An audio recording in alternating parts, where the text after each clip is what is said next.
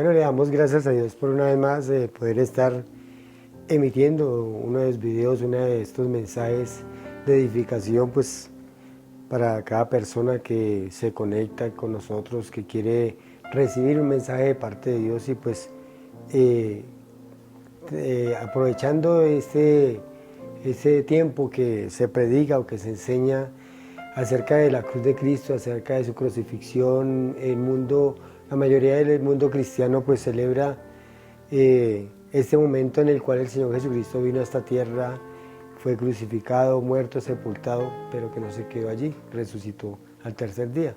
Pues precisamente ese es el mensaje, esa es la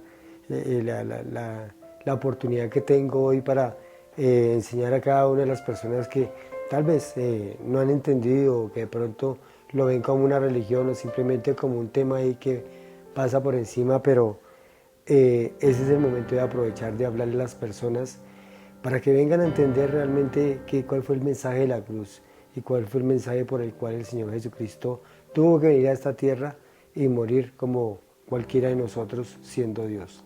Entonces, para empezar, el título de este mensaje de la prédica se llama La tumba vacía. Entonces, la tumba vacía. Entonces vamos a orar, vamos a pedir dirección del Señor y que sea Él guiándonos, que Él sea revelando esta palabra para usted, que de pronto hay muchas cosas que no entiende o hay muchas cosas que de pronto las ha pasado así por encima y aún no ha entendido realmente el mensaje que el Señor Jesucristo vino a traer a esta tierra. Entonces, Padre, yo te doy gracias por este momento, por esta nueva oportunidad que me das, Señor, de venir ante este micrófono, ante estas cámaras, Señor, y traer un mensaje, Señor, de vida, un mensaje de salvación, Señor, para cada una de las personas que tal vez nunca han escuchado, Señor, un mensaje, una prédica, un evangelio, el evangelio expuesto, Señor, de acuerdo a tu palabra. Por eso es que te pido por ellos, te pido para que tú toques sus vidas, y así como dice la palabra misma, Señor, que el Espíritu Santo es el único que da convencimiento de pecado, de justicia y juicio, Señor, que podamos entender y discernir todas las cosas que hoy, en este momento y hasta ahora, podemos, Señor, exponer a través de tu palabra, Señor. Llénanos de tu presencia, llenamos de tu sabiduría y que todas las cosas que hagamos, Señor, sean para edificación del cuerpo de Cristo, dice tu palabra. Te doy gracias a ti en el nombre de Jesús. Amén y amén. Bueno, ya haber puesto este mensaje en las manos del Señor y que la obra del Espíritu Santo sea Él haciéndola de acuerdo a su voluntad, pues quiero ir allí o empezar hablando de lo que prácticamente es la tumba vacía. Todos conocemos desde principios de la era de la humanidad, sabemos que hoy en día podemos ver unas tumbas muy bonitas, unas tumbas muy arregladas, podemos ver familiares que tal vez quieren hacer que su familiar o la persona que está allí enterrada en esta tumba, pues que su memoria esté por siempre, y a veces colocan fotos, colocan buenas lápidas con unos mensajes muy hermosos, pero realmente esos mensajes, o qué es lo que se quiere dar a entender, qué es lo que se quiere a través de estos mensajes en las lápidas o esas armoniosas tumbas, pues qué es lo que se quiere lograr o qué es lo que se quiere hacer entender, pues que se quiere siempre hacer perenne el nombre de estas personas o hacer como vivo, que siempre está ahí y que no ha muerto, para nosotros no ha muerto. Entonces eso es lo que quiere una persona o un familiar que quiere o que tiene allí en un cementerio una tumba. Entonces, pues para hablar del Señor Jesucristo, que es algo muy diferente a lo que hoy en día vemos muchas personas que tienen esa necesidad, ese deseo de recordar a su familiar. Inclusive hay un día especializado para ir a visitar muertos, ir a visitar tumbas, que es el 1 de noviembre. Y pues bueno, todo esto el hombre mismo lo ha inventado y lo ha desarrollado con el fin y propósito ya de tener negocios. Pero yo quiero aquí ir allí a donde realmente nació el Señor Jesucristo y donde murió, que fue la tierra de Israel. Y en la tierra de Israel pues vemos muchas tumbas que se veneran, muchas tumbas que de pronto los judíos tenían como ese ritual, ¿cierto?, de venerar tumbas y de tener en cuenta los grandes patriarcas, los grandes hombres de fe, que vivieron en su época, y pues eso es lo que ha hecho, o donde todo el mundo, la mayoría de los judíos, creen o quieren que esto haga parte de su, digamos, de linaje, de su cultura, y pues han querido demostrarlo al mundo entero. Entonces, la tumba, y de hecho que por la palabra de Dios también lo exigía, ¿no? Ellos lo hacían era porque la palabra de Dios se lo exigía, de que tenían que a estos hombres venerarlos y tenerlos en cuenta, porque eran hombres que Dios había usado grandemente, como Abraham, Isaac, Jacob, grandes hombres que Dios usó. Entonces, como primer punto tenemos acá la tumba del rey David, que está localizada en la cumbre del monte de Sión, a pocos metros de esta, en la parte superior del cenáculo del aposento. Entonces vemos que la tumba del rey David, los judíos allí tienen como su parte donde la veneran, su parte donde pueden ir allí a visitarlo. También tienen la tumba de Raquel, que está en Belén. Tienen las tumbas de Isaac, Abraham, Isaac y Jacob. Tienen las tumbas que está allí en la gruta de Macpela. Si nosotros leemos todo el Génesis, allí nos muestra todas estas, eran la tumba de Macpela era donde Abraham lo había comprado, y pues allí prácticamente todos aquellos hombres como Isaac, Jacob, están enterrados allí en esta tumba de Macpela. Inclusive también está la tumba o la mezquita construida en Macpela, precisamente porque Abraham fue el que la compró y la colocó allí. La tumba de Lázaro, que está en Betania, todos conocemos esa historia de Betania, y la tumba o el sepulcro del Señor Jesucristo, que prácticamente se divide en dos, porque hay uno que está fuera de los muros de Jerusalén y hay otro que está dentro de los muros de Jerusalén. La iglesia, prácticamente la iglesia tradicional antigua, la iglesia católica, siempre le llama el Santo Sepulcro, venerado por los prácticamente religión católica, pero hay otra clase de religión que es también dentro del catolicismo, que se llama los devotos del catolicismo romano y griego y copto, que esos hombres prácticamente son como si fueran árabes, o son árabes de allí, pero que tienen allí en el sepulcro, pues tienen toda esta tradición y adoran esta tumba y la veneran. Y todo eso, pues uno dice, bueno, ahí estarían las tumbas, ahí estaría Jesús, así como está la tumba de Abraham, de Isaac, de Jacob, como está la tumba de allí de Sara, de Moisés, y de todos estos hombres que de pronto uno dice, lo veneran, pero recordemos que de pronto el cuerpo de Moisés no está allí, nunca lo encontraron, que puede estar en algún lado allí, en el monte Nebo, que fue donde él murió, pero no lo encontraron nunca. Entonces, podemos decir que ahí está la tumba de Jesús, o que ahí está Jesús, que está fuera de los muros de Jerusalén. Allá hay otra tumba que está en donde dice que el monte de la calavera, ya había otra tumba, pues pueden decir, bueno, ahí está Jesús. Pero realmente eso es lo que es el epicentro de lo que es, digamos, la creencia cristiana, porque nosotros sabemos, y de hecho forma parte del fundamento de la iglesia cristiana, saber que la tumba está vacía. Por eso es el título de este mensaje, la tumba está vacía. ¿Y por qué sabemos que la tumba es vacía? Pues porque la misma palabra de Dios nos lo puede corroborar o nos puede mostrar. Y si nosotros somos creyentes y creemos en esta palabra, creemos que está la palabra de Dios, pues ahí estaremos, o nuestra fe va a estar puesta en esto. Si no hubiese esa tumba vacía, pues nuestra fe caería simplemente, porque sería un hombre más común y corriente que había muerto y que estarían sus restos allí en la tumba. Entonces quiero ir allí a un versículo que está en Mateo 28, 1 al 6. Mira lo que dice Mateo 28, 1 al 6. Y vamos a ir desarrollando este tema, lo que pasó con la tumba vacía de Jesús. Dice aquí 28.1, dice, y pasado el día de reposo, al amanecer del primer día de la semana, vinieron María y Magdalena y la otra María a ver al sepulcro. y hubo un gran terremoto porque el ángel del Señor descendió del cielo y llegando removió la piedra y se sentó sobre ella.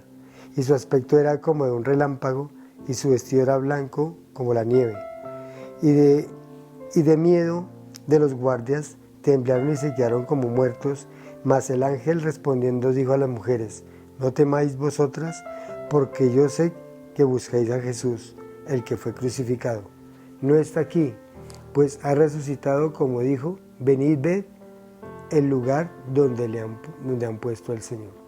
Bueno, aquí vemos una historia que nos muestra la historia de cómo, y está registrada acá precisamente en Mateo. Mateo era un libro es un libro que está enfocado más que todo a la religión judía o a los judíos, porque ellos tenían que entender muchas cosas después de que el Señor Jesucristo parte, después de que el Señor Jesucristo se va de esta tierra, que es ascendido al cielo. Allí estaban sus discípulos mirándolo y estos ángeles mismos, porque ese fue un ministerio grande de los ángeles que estaban afirmando lo que cada acontecimiento sucedía. Ellos afirmaban, los ángeles mismos afirmaban como que diciendo esto es verdad.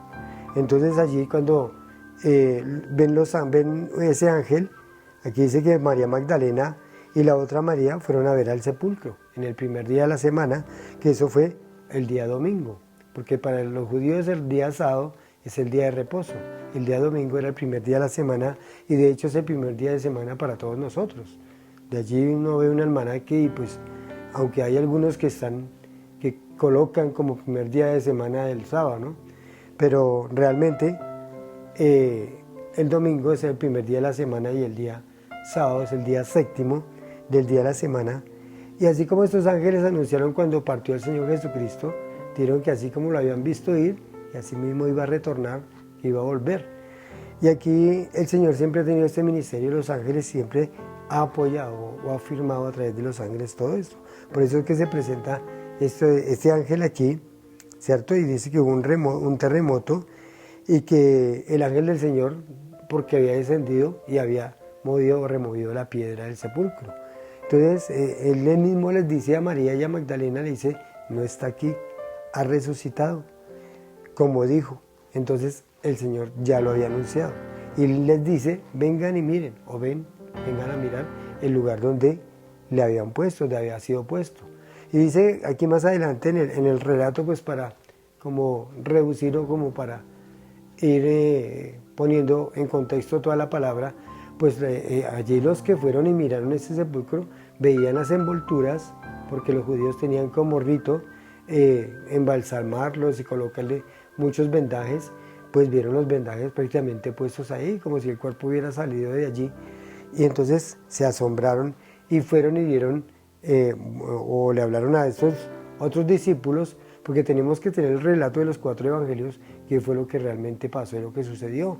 Y ellos 4 nos dan diferentes formas o diferentes enfoques de lo que realmente pasó aquel día. Entonces, vemos que realmente esta tumba había estado vacía. Entonces, desde el primer punto dice, ha resucitado, ¿cierto? El sepulcro está aquí, no está aquí.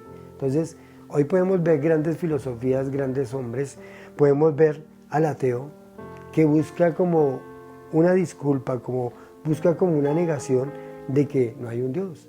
Entonces, siempre han habido, y de hecho hay muchas películas que dicen, y reportajes que dicen que sí, que el cuerpo de Jesús está allí, que lo tienen escondido. Otros dicen que no, que fue que se lo robaron los discípulos. Otros dicen, y siempre van a buscar excusas o disculpas o a tratar de menguar la fe de los creyentes diciendo que allí está el cuerpo de Jesús, que realmente sí existe, o que realmente Jesús fue simplemente un profeta, que nunca fue Dios. Entonces, eso es lo que dice de pronto el ateo, tratando de negar por cualquier modo de que no hubo un Dios, de que no hay un Dios, de que no hubo un Cristo, de que no hubo nada de esto, porque esto simplemente son historias que son fantasiosas y que nadie puede creer en una historia así, que cómo es que se va a creer que una mujer siendo virgen va a quedar embarazada. Entonces, de allí empiezan a traer negación a lo que realmente la palabra de Dios dice. El evolucionista dice que él busca, en el sepulcro también busca el fin del ser humano. Y podemos ver que el fin del ser humano realmente existe físicamente, mas no espiritualmente. Esto nadie lo puede entender. Y ellos dicen, no, eso no está aquí, ¿cierto? No buscan, entonces no encuentran. Entonces el fin del ser humano. Y el evolucionista siempre dice que nosotros nos vamos evolucionando de generación en generación y que pasamos de un modo, digamos, en la cuestión del humano, que se reencarna en un animal o en, bueno, muchas cosas. Y yo digo que hasta de pronto es más difícil creer en todas estas cosas que realmente creer en lo que la palabra y la Biblia nos dice y la manera como nos lo dice. Creer en la evolución, pues eso realmente a través de la era de la ciencia que hoy en día existe, pues han negado muchas cosas de esas, porque realmente cuando se descubrió la genética, vemos que el hombre tiende siempre a ¿qué? No a evolucionar, sino a irse mutando, a irse, digamos, cada uno de nosotros tenemos unos genes, tenemos una información genética dentro de nosotros que es especial de acuerdo a nuestra especie. Por eso es que no nos podemos combinar con los animales, ni podemos reencarnar, como dice, o meter, digamos, esos genes dentro de otra especie, porque aquí cometeríamos una falta grave que sería en contra de las leyes de Dios, y por eso de hecho de allí nacen muchas mutaciones y muchas malas cosas, malas deformaciones, porque el hombre ha querido meterse en el campo de Dios. Entonces eso es lo que dice el evolucionista, que uno puede llegar a evolucionar, que podemos ser hombres que vamos de cuerpo en cuerpo evolucionando, pero realmente eso es una mentira. ¿Qué dice el comunista? Pues busca a través de la religión, que dicen que es el opio del pueblo, que es la manera como podemos estar subyugados a través de una religión, y que de esa manera es que estamos subyugados, y que por medio del comunismo, del socialismo y de todas estas maneras de gobierno pueden controlar al ser humano, pueden controlar a las personas, y dicen que de esa manera pueden llegar a ser o a gobernar un pueblo. El moralista pues dice que no hay realmente explicación humana de que hay un Dios, que nosotros nos controlamos por sí mismos, que nosotros podemos gobernarnos a sí mismos, podemos hacer lo que queramos, que no necesitamos que nadie nos imponga nada, y cada uno, ¿cierto?, tiene un ideal y cada uno puede hacer lo que quiera, porque realmente no existe a Dios, no existe Dios, no tenemos que darle cuentas a nadie. Y por último, pues el judío, pues sabemos que el judío fue un pueblo, este pueblo judío ha sido un pueblo escogido por Dios, un pueblo donde el Señor le dio ciertas maneras o normas para poder acercarse a Él a través de ritos, ceremonias, pero realmente el judío, con todo esto que tenía, estas profecías, con toda esta palabra que tenía, aún no entendió realmente quién era Jesucristo, aún no entendió que realmente ellos rechazaron al Mesías, rechazaron a aquel el cual estaba profetizado en la misma palabra de Dios, ¿cierto? Entonces, ¿qué pasa con la tumba vacía? ¿Qué pasa con todo esto?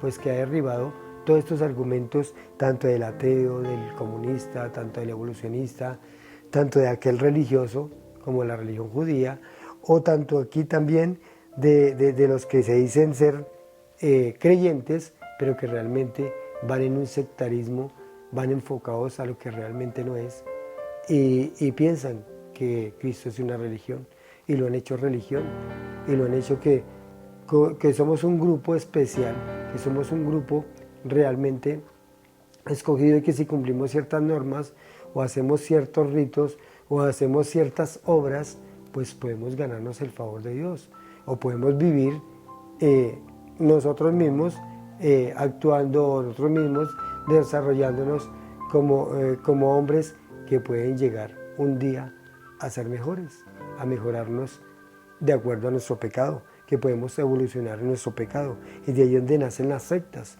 y las religiones. Entonces, ¿qué significa que el Señor ha resucitado?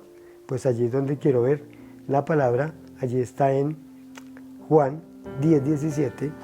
Voy a ir a Juan 10:17.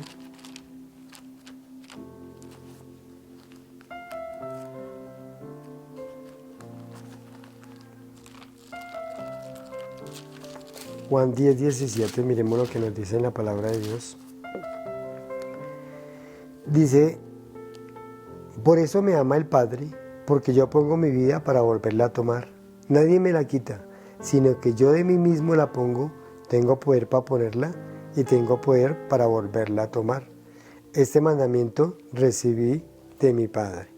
Les estaba hablando a estos judíos incrédulos, a estos judíos que realmente siempre lo acusaban, siempre buscaban la manera de hacerlo caer. Y Él les da una parábola, la parábola del redil, la parábola del buen pastor, y les muestra que realmente Él era el pastor, profetizado hace muchos años por los profetas. Inclusive uno de esos profetas fue Zacarías, cuando profetiza que iba a ir allí, a Jerusalén, un día. Allí en Zacarías 9:9 lo dice, que iba a ir y que iba a entrar un día a Jerusalén y que iba a tomar parte de ese reino prometido a la nación de Israel, que Él iba a ser ese rey prometido. Entonces aquí es donde vemos que Él mismo les da a entender de que nadie le quita la vida, de que Él mismo la ponía, de que Él estaba haciendo esto porque estaba dentro de un plan soberano de su mismo Padre. Dice, este mandamiento recibí, ¿cierto?, de mi Padre. Entonces dice, tengo poder para ponerle, tengo poder para volverla a tomar. Él fue el que mismo puso su vida. Él sabía que iba a ir ante unos hombres o ante un pueblo que era pecador, religioso, que se había sumido en su pecado y que realmente cuando llegara a Él había tanta ceguera espiritual que no lo iban a reconocer. Entonces aquí donde dice en Juan 14, ahí más adelantico, Juan 14:19, miremos lo que nos dice la palabra de Dios. Juan 14:19 dice, todavía un poco y el mundo no me verá más, pero vosotros me veréis porque yo vivo, y vosotros también viviréis. En aquel día vosotros conoceréis que yo estoy en mi Padre, y vosotros en mí, y yo en vosotros. El que tiene mis mandamientos y los guarda, ese es el que me ama, y el que me ama será amado por mi Padre, y yo le amaré y me manifestaré a él. Bueno, acá les está dando también promesas. Cuando Él vino dio promesas, y esa era una promesa que les iba a enviar al Espíritu Santo. Él era el único que podía sacarlos de esta ceguera espiritual que tenía el pueblo judío, y iban a entender en ese momento. Dice que en el momento en que Él estaba con ellos, pues habían muchas cosas que Él les hablaba y que no las podían sobrellevar, que no las podían entender, pero que cuando viniera el Espíritu Santo iban a entender. Y una de esas cosas que iban a entender precisamente era porque la tumba estaba vacía, porque había resucitado. Aún los hombres no habían entendido qué era lo de la resurrección o qué significaba resurrección o resucitar.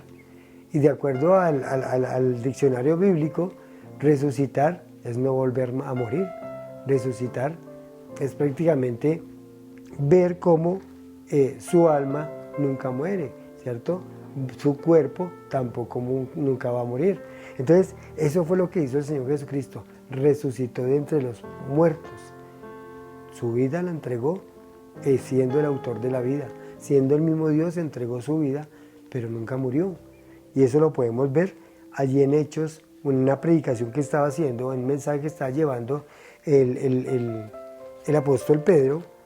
Una de las primeras, de la primera sermón que predicó allí en Hechos 2, miremos lo que dice en el versículo 27, Hechos 2:27, dice así, ¿por qué no dejarás mi alma en el Hades, ni permitirás que tu santo vea corrupción?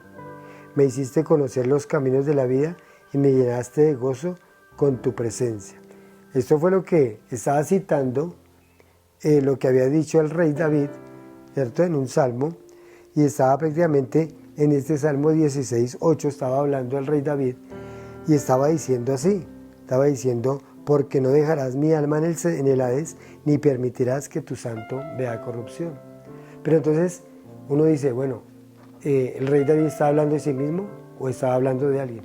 Pues resulta de que el rey David, cuando el Espíritu Santo lo inspiraba a escribir, pues él escribía pues haciéndolo personal a él, pero realmente con todo este dolor y con todo lo que él vivía, con toda esta persecución que vivía, de pronto en esos momentos el Señor le traía un salmo, le traía alguna manera de él desahogar a través de eso, y traer calma a su espíritu, paz a su espíritu, pues él lo hacía escribiendo los salmos, pero eso lo hacía el Espíritu Santo para traer paz. Pero al mismo tiempo de que el Espíritu Santo a él lo usaba trayendo profecía, y esto era una profecía que era sobre el Mesías. Dice que no permitirás que tu santo vea corrupción. ¿Y qué se trata la corrupción? Pues la corrupción es cuando el cuerpo muere y se empieza a descomponer. El rey David murió, pero su cuerpo se descompuso. Podemos, así como hablábamos al principio, allá está la tumba del rey David y allí pueden encontrar el cuerpo del rey David. Vio corrupción. Pero entonces, ¿de quién estaba hablando que no iba a haber corrupción? Pues estaba hablando del mismo Señor Jesucristo.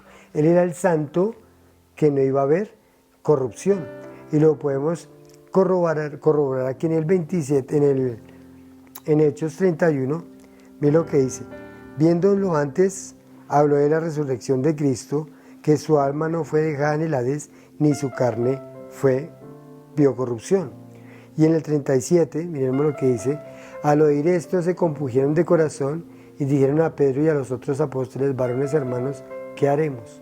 Entonces, cuando el apóstol Pablo les explica realmente lo que decía este salmo, que estaba hablando del Mesías, que estaba hablando de un hombre que iba a venir un día, que iba a ser muerto, que iba a ser crucificado, pero que este hombre se iba a levantar de los muertos. Entonces, allí fue donde empezaron a entender, y el Espíritu Santo les quitó esa ceguera que había en el pueblo, y dijeron a Pedro, ¿cierto? Al oír eso se compungieron de corazón, o sea, ellos mismos se arrepintieron, ¿cierto? Y dijeron a Pedro y a los apóstoles, hermanos, ¿qué haremos? Al compungirse también es como una tristeza que llegó a ellos, y Pedro les dice, pues arrepiéntanse de sus pecados y bautícese cada uno de ustedes en el nombre de Jesús, en el nombre de este hombre que resucitó, que vino y murió por nuestros pecados. Entonces, voy a ir allí a Hechos 13, más adelantico, en el versículo 36, miren lo que nos dice en la palabra de Dios, 13:36, dice acá: porque a la verdad David, habiendo servido a su propia generación según la voluntad de Dios, durmió y fue reunido con sus padres y vio corrupción. Mas aquel a quien Dios levantó no vio corrupción. Les estaba aquí diciendo prácticamente el apóstol Pablo a los de la Antioquía, cuando también les predicó de la resurrección de los muertos, les dijo, ¿sí ve? Rey David vio corrupción, y todo muerto lo podemos ver que ve corrupción, pero este fue el único hombre que no vio corrupción, aquel varón no vio corrupción. Entonces, les anuncia también el perdón de pecados. Entonces, había resucitado, por eso la tumba estaba vacía. Y en Apocalipsis 1:18, como para ir complementando todo con la palabra, Apocalipsis 1:18, mira lo que nos dice.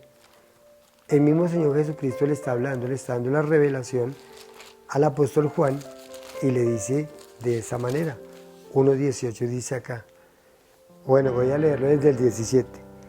Cuando le caí como muerto a sus pies. Cuando le vi, caí como muerto a sus pies, y él puso su diestra sobre mí, diciéndome, no temas, yo soy el primero y el último, y el que vivo y estuve muerto, mas he aquí que vivo por los siglos de los siglos, amén, y tengo las llaves de la muerte y del Hades. Y le dice que escriba todas estas cosas a Juan. Entonces aquí es donde empezamos a ver por qué esa tumba estuvo vacía, porque era necesario que la tumba estuviera vacía. En Romanos 3:23 dice que la paga del pecado es muerte, ¿cierto? Mas la dádiva de Dios es vida eterna en Cristo Jesús. Romanos 6:23. Y Romanos 3:23 dice que prácticamente los que mueren, o los que somos o morimos, ¿cierto? Aquí lo voy a leer, 3:23. Dice acá, por cuanto todos pecaron, están destituidos de la gloria de Dios. Entonces, cuando estamos destituidos debido al pecado que hay en nosotros, es necesario que venga un hombre que no es pecador, ¿cierto?, a que venga a vencer la muerte, a vencer el pecado, porque el pecado es el que le da vida a la muerte, digámoslo así, aunque muerte no se le puede llamar vida, pero le da, digamos, ese toquecito, se lo da el pecado a la muerte para que la muerte pueda hacer con nosotros lo que quiera. Entonces, por eso es que vemos corrupción, por eso es que nuestros cuerpos se descomponen y huelen a feo cuando morimos. Mientras que el Señor Jesucristo era el santo, Él no tenía pecado, por eso era que la muerte no lo podía vencer, y por eso fue que pudo resucitar, venció la muerte. Entonces, Él dijo, ¿cierto?, estuve muerto y vivo por los siglos de los siglos. Entonces Él estuvo muerto, o sea que sí murió realmente, o sea que sí fue allí, como dice en Primera de Pedro, que fue, descendió a los infiernos, descendió a los mismos partes más bajas de la tierra, pero que fue levantado, Él no se quedó allí. Y entonces podemos ver realmente lo que significa la resurrección y por qué era necesario que el Señor resucitara, porque si no hubiera resucitado no había vencido el pecado y no nos había podido dar vida a nosotros, no nos había podido tampoco resucitar. Entonces, debido a que pagó por nuestro pecado, entonces ya todo aquel que le reciba, todo aquel que venga a Cristo, pues también va a tener una resurrección eterna. Eso fue lo que vino a hacer el Señor Jesucristo. Y de hecho ahora entramos en Semana Santa y vemos todos estos ritos, ceremonias y que de pronto actúan o lo quieren personalizar, la muerte del Señor Jesucristo, todo lo que sucedió, todo lo que pasó en esta época cuando el Señor Jesucristo vino y que fue crucificado, que los líderes religiosos lo condenaron con los romanos, y vemos cómo todas estas cosas que sucedieron, y de hecho allí es donde nacen muchas religiones, y creen que por hacer todas estas cosas, todos estos ritos y ceremonias, por de pronto actuar de esta manera, pues sí, le pueden explicar a las personas qué sucedió en estos momentos o en esta época, pero realmente estamos viviendo o estamos entendiendo para poderlo vivir, estamos entendiendo para qué murió el Señor Jesucristo, por qué fue resucitado y cuál fue el pecado por el cual murió por mí. ¿Para qué? Para que yo fuese, ¿qué?, sanado. Entonces, quiero ir allí precisamente a lo que dice Isaías 53, porque de hecho se ha malinterpretado también este versículo 53:1. Mira lo que dice: ¿quién ha creído en nuestro anuncio y sobre quién se ha manifestado el brazo de Jehová? Subirá cual renuevo delante de él, y como paz, como raíz de tierra seca, no hay parecer en él, ni hermosura le veremos, más inatractivo para que le deseemos. Despreciado y desechado entre los hombres, varón de dolores, experimentado en quebranto, y como escondimos de él su rostro, fue menospreciado y no lo estimamos. Ciertamente llevó nuestras enfermedades y sufrió nuestros dolores, y nosotros le tuvimos por azotado, por herido de Dios y abatido. Mas el herido fue por nuestras rebeliones, morido por nuestros pecados, y el castigo de nuestra paz fue sobre él, y por su llaga fuimos nosotros curados. Bueno, ahí está la cita de 1 de Pedro 24, que dice exactamente eso, que más el herido fue por nuestras rebeliones, molido por nuestros pecados, y que por su llaga fuimos todos curados.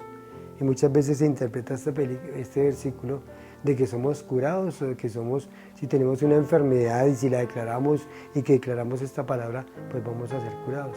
Pero realmente eso no es lo que quiere decir este texto. Lo que quiere decir es que somos curados del pecado, somos sanados de esa condenación eterna que nos iba a llevar el pecado, de esto que prácticamente sufrió el Señor, desechado, despreciado entre los hombres, y todo este castigo que sufrió porque en su mismo cuerpo estaba llevando el pecado de todos nosotros, y que prácticamente todo lo que vivió, dice que su rostro fue destrozado, menospreciado, dice que no había parecer en él, porque él terminó como prácticamente un guillapo humano, como algo ahí que ni tenía figura ni parecer. Entonces Él lo hizo por nosotros. Entonces aquí es donde vemos realmente por qué muere el Señor Jesucristo y por qué tenía que resucitar. Entonces ahí es donde encontramos y vemos que sufrió esos dolores para que fuésemos sanados de esa enfermedad tan grande que es la del pecado. Por eso fue que el Señor ante la tumba de Lázaro lloró, porque veía lo que la muerte podía hacer en el ser humano. Y desde Adán en adelante, que fue donde el hombre cayó en pecado, pues allí donde entró la muerte y empezó desde las suyas con nosotros los hombres. Por eso es que nos enfermamos, por eso es que tenemos muchas aflicciones en esta tierra, pues debido al pecado. Entonces, aquí es donde empezamos a entender por qué el Señor Jesucristo tuvo que resucitar y por qué fue que la tumba tuvo que quedar vacía. Y como último versículo quiero ir allí a 1 Corintios 15, lo que nos dice el apóstol Pablo, que realmente le estaba enseñando a estos hombres de Corinto, 1 Corintios 15, les estaba diciendo por qué él había predicado, por qué predicaba el Evangelio. Entonces dice acá en el 15:1, además os declaro, hermanos, que el Evangelio que os he predicado, el cual también recibisteis y el cual también perseveráis, por el cual asimismo, si retenéis la palabra que os he predicado, sois salvos, si no creísteis en vano.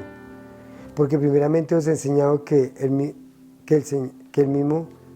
mismo recibí, que el Señor murió por nuestros pecados conforme a las Escrituras, y que fue sepultado y que resucitó al tercer día conforme a las Escrituras. Entonces les empieza a decir aquí en el capítulo 15 a los Corintios que todo lo que les había predicado, todo lo que les había enseñado, que todo estaba escrito, y que si no lo creían, y que si no creían en esta resurrección del Señor Jesucristo, que fue sepultado y que resucitó al tercer día, conforme a lo que estaba ya escrito, conforme a lo que estaba profetizado, conforme a los que los ángeles ya venían y daban como fe, testimonio, afirmaban estas palabras, afirmaban todo lo que el Señor Jesucristo hacía, pues si no creísteis en vano. Entonces, no sé, usted que está viendo este video, está escuchando este mensaje, ha tenido de pronto confusión de lo que habla la religión, de que un hombre hace 2000 años murió en una cruz y que de allí nació la religión católica o cristiana, le dicen. Allí nació la religión católica o la religión cristiana. Pero realmente tenemos que escudriñar bien la palabra de Dios para saber que esto no es una religión.